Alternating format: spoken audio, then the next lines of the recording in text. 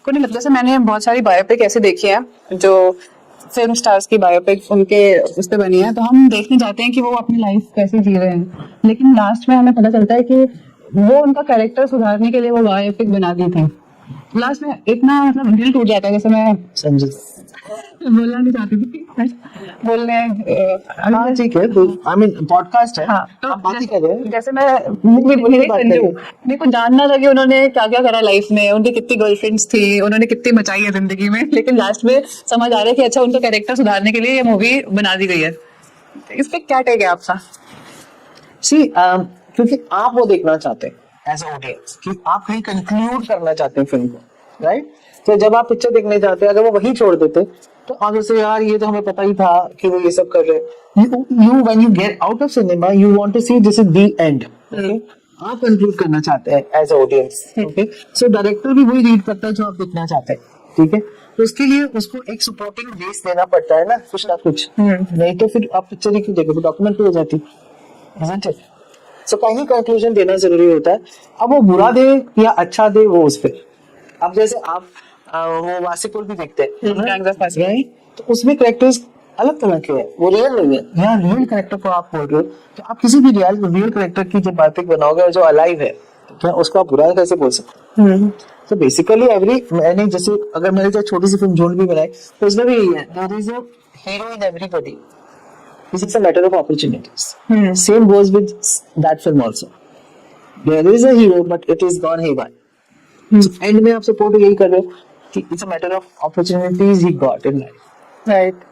मैंने आपकी लाइफ के बारे में बहुत स्टडी करा है थोड़ा। मेरी लाइफ इतनी स्टडी करने लायक नहीं है नहीं कि कैसे आप आए इंडस्ट्री में, तो मेरे को पता चला कि आप पहले पढ़ाते थे बच्चों को। बच्चों नहीं पढ़ाती थी, मैं नर्सरी टीचर थी।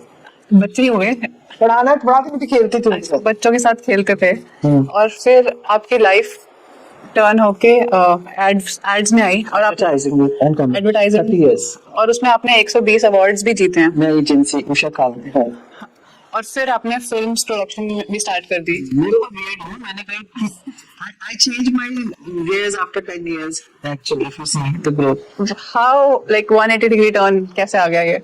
Why this? See, from teaching to advertising can be 180, but from advertising to film or music production is not 180. 90 degrees. हाँ, थोड़ा सा different है, क्योंकि स्टोरी टेलिंग हम एडवर्टाइजिंग में सीखते हैं फॉर एवरी ब्रांड, रिसर्च सीखते हैं, ब्रांड बनाना सीखते हैं, ऑल दैट, राइट?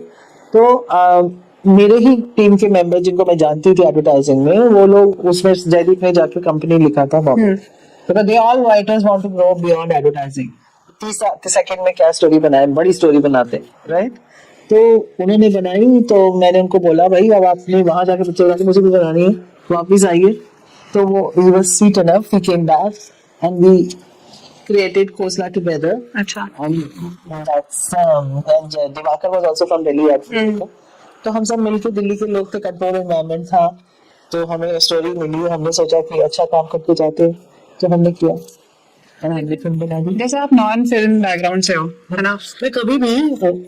मैंने कभी भी अगर आप देखेंगे तो मैंने कोई कोर्सेज नहीं किए लाइफ में। हाँ, ठीक है, वही मुझे समझ I work on gut feel. अच्छा, ओके। So आपका गट स्ट्रांग रहेगा तो आपकी फीलिंग सही रहेगी। I need to be convinced. It's just that. उसके बाद जब मेरे को समझ आ जाती है कि ये काम ऐसे होगा, तो मेरे को लगता है मेरे में वो स्ट्रेंथ है कि मैं वो कर सकती हूँ। तो जैसे आप नॉन फिल्म इंडस्ट्री से हो और अपने फिल्म्स में जब आए, तो क्या लगा आपको सबसे इम्पोर्टेंट चीज क्या है एक फिल्म बनाने के लिए? Story story and a right team, and right support around. Money तो चाहिए ही चाहिए ऑब्वियसली।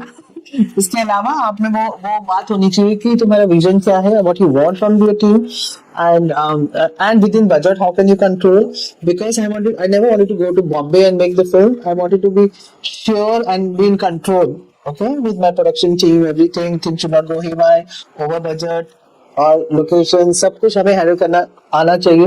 बेसिक्स तो हम एड फिल्म्स में कर ही रहे थे ना, प्रोडक्शन। सो वो मेरी टीम थी काफी अच्छी, एफिशिएंट, तो हम सब ने मिलके एक दूसरे की सपोर्ट करी और खुद ही बनाई फिल्म। यहाँ पे आपने कहा story and right team, actors कितने इम्पोर्टेंट है उसमें? एक्टर्स का नाम, कितने बड़े एक्टर्स? मैं आपको बार बार कह रही हूँ, मेरे को कैरेक्टर्स चाहिए थे, मेरे को एक्टर्स नहीं चाहिए थे जो फिट हो रहे थे होंगे, और हमने उनकी लिस्ट बना ली थी कि वही चाहिए। I will give you example. Anupam ji loved the film after first narration because he said it's you're not going anywhere. I'm doing the film. Then comes the second role of Baman Irani, Yeah. and he approached many people for that role, including Rishi Kapoor ji. Okay? And he was very convinced. He wanted to do the film. Rishi Kapoor जी हाँ, I was Savita please मुझे करना है. हमने बात भी कर ली और फिर बोला उनका बजट मेरे बजट से बहुत बाहर जा रहा था. Then we saw one film of Baman. उस टाइम पे वो पार्ले की एड में आ रहे थे क्रैक जैक की. हाँ. और एक फिल्म आई थी उनकी इंग्लिश फिल्म थी वो कोयलपुरी के साथ. मैं नाम भूल रही हूँ. तो उसमें वो actually he was the one we were looking for someone who looks larger than life. जैसे शोले में गब्बर लगता है तो लोग डरते हैं ना देखने में, तो वैसा ही कोई करेक्टर जो खोसला के सामने बहुत बड़ा लगे देख और उससे ऑरा पैदा हो. तो हम सब ने बमन के लिए एग्री किया. फिर हमने बमन जी को अप्रोच किया. ही सेड सविता तुम लोग पागल हो गए, मैं Parsi I can't even speak Hindi, मैंने इतनी मुश्किल से मुंडा भाई कर रहा हूँ, ठीक है, और तुम सोच रहे हो Punjabi Khurana, what is this going on. He said no, big no.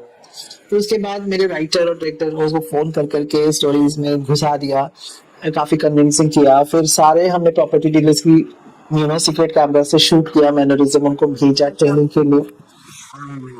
बहुत बहुत मुश्किल से वो एग्री किए, बहुत रिलक्टेंट थे. I still have some video जहाँ वो डायलेक्ट डिलीवरी पंजाबियत की तरह जय माता दी बोलने की प्रैक्टिस कर रहे हैं and all that, but it was very nice of him. He agreed and to do the film.